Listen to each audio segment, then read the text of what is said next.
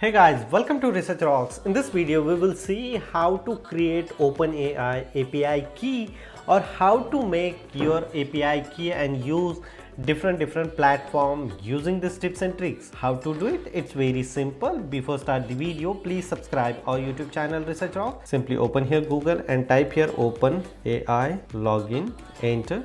The first link is display here. You click here.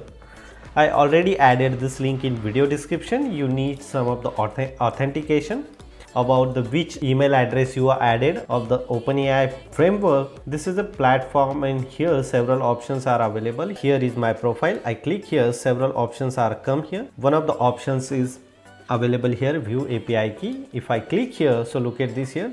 My API key is available here. I generated API key in 2nd of March, means today.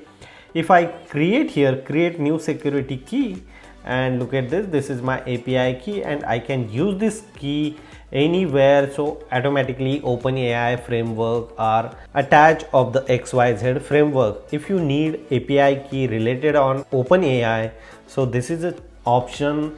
You can copy this API key and use. It's very simple tips and tricks. If you really like this video, so please hit the bell icon, share this video and subscribe our YouTube channel Research Rock.